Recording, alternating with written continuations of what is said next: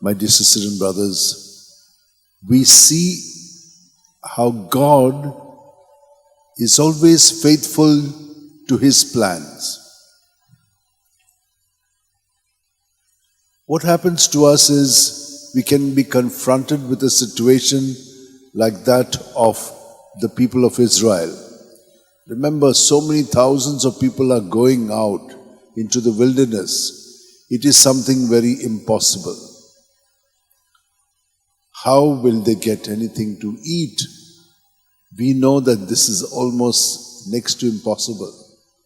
But God, He knows everything. Now they're confronted with this situation, not only the desert and no water, no food, no shops, no nothing. Now the Pharaoh says, "Arey, we've made a mistake by sending them. Let's go after them and get them back. What are we going to do?" So they run after them. And when the Israelites see Pharaoh and his men and his chariots coming, they don't know what to do, because now in front of them is the sea and at the back is Pharaoh.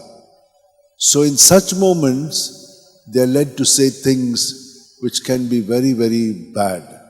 Like they keep cursing. "Why have you brought us to this place? It was better to be there and to be slaves than to come here." This type of things. When they were also praying that they come out of slavery, now they're saying, "Go back." So this kind of talk can take place when we are confronted with challenges. But remember, God is always there to make the way. When it is almost impossible, you can't see it, but it is faith that will help you to see the way that God will lead you and take you. So when they come to the sea, God tells Moses, "Part this with your hands raised up." And he does that, and they can walk through the sea across. So such marvels God has done. I remember one gentleman telling me how the situation here in Goa was terrible. He was struggling. He was very hard working, but it was a real struggle. So he said, "I need to do something, so let me go abroad." He was just going abroad not knowing anything. But this kind of trust that he had in God made him go there, and he began to find it so difficult because there was nobody whom he knew. So he had to find a place. He had to find a job. It was a struggle, and they took advantage of this. And so he did not give up. He cried out to the Lord, and he went ahead. Sometimes he felt, "Why did I come there?" But no, he kept on working. And as the days went by, things began to become more clear. He got a better job. He got a better place to stay. And finally, he has made it. He is on top now. So he says, God makes the way when there is no way. And we all know that in our lives too, God does that. What we need to do is be firmly entrenched in Him, so that He who is the way will make the way. Look at the Pharisees. They are in front of Jesus and they still have doubts about Him. They want to see signs. All the signs have been done. The impossible has been already done, and they're still looking for signs. So he says, Jonah and the queen of the south, they will condemn this generation because they lack that faith in me.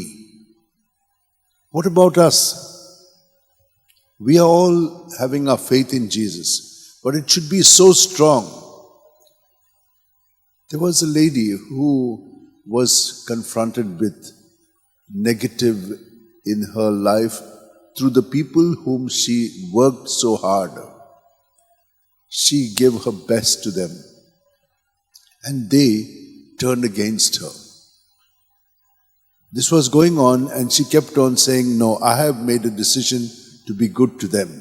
I'll continue." But there came a time when she could not take it anymore.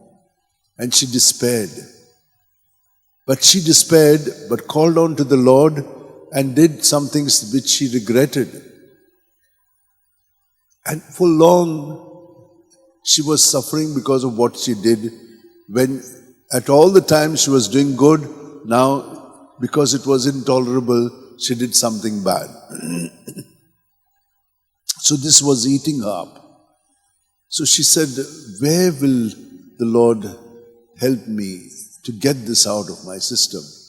And then finally, the Lord sent her a person who helped her to see that what she did was truly in despair, but always in the Lord, which she could not see at that time. And when she saw that it is only the Lord who can set us free from evil and sin, that she began to feel the healing. And it was immediate. She just saw it, she felt healed, she felt reconciled with Jesus, and that now she will allow Jesus to live, love and work through her thoughts, words and deeds. So these are experiences of people. My dear sisters and brothers, these are your experiences too. Let us now ask the Lord to bless all of us so that we may have this strong faith in the midst of all the trials and temptations and challenges that we may face.